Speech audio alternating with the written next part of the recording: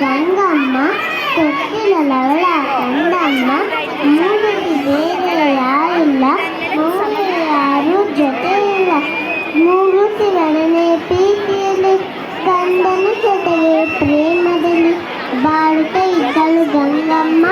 ಮುಂದೇನಾಯಿತು ಕೇಳಮ್ಮ. ಮನೆ ನೀರು ಮುಗಿದಳು ಕಳೆಯ ತಲೆಗೆ ಒಂಟಿರಲು ಕಂದನ ಇನ್ನು ಮನೆಗಿರಲು ಕೂಗಿಸಿಯನ್ನು ಕೂಗಿದಳು.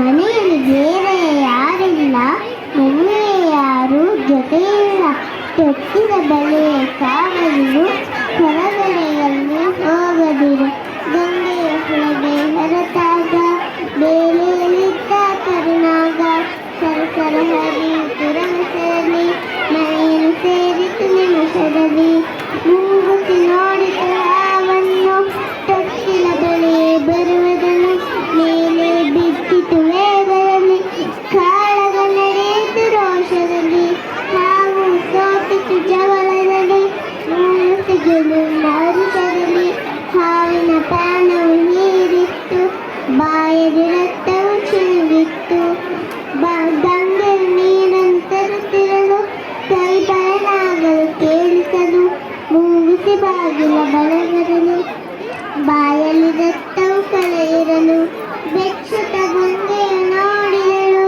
ಮಗುವು ಕೊಂದಿದೆ ಇದು ಎಂದು ಮೂಗುಸಿಯನ್ನು ಚಚ್ಚಿದಳು ಅಳುತ್ತಾ ಒಳಗೆ ಓಡಿದಳು ಕಂದನ ತೊಟ್ಟಿನ ನಗುತ್ತಿತ್ತು ನೆಲದಲ್ಲಿ ಹಾವು ಸತ್ತಿತ್ತು ದುಡುಕಿದ ಬುದ್ಧಿಯ ಬಲಿವಾಗಿ ಮೂಗುಸಿ ಕಥೆಯು ಮುಳಿದಿತ್ತು ಕೇಳಿದ್ದು ಸುಳ್ಳಾಗಬಹುದು ನೋಡಿದ್ದು ಸುಳ್ಳಾಗಬಹುದು ನಿಧಾನಿಸಿ ಯೋಚಿಸಿದಾಗ ನಿಜವು ತಿಳಿಯುವುದು ನಿಧಾನಿಸಿ ಯೋಚಿಸಿದಾಗ ನಿಜವು ತಿಳಿಯುವುದು.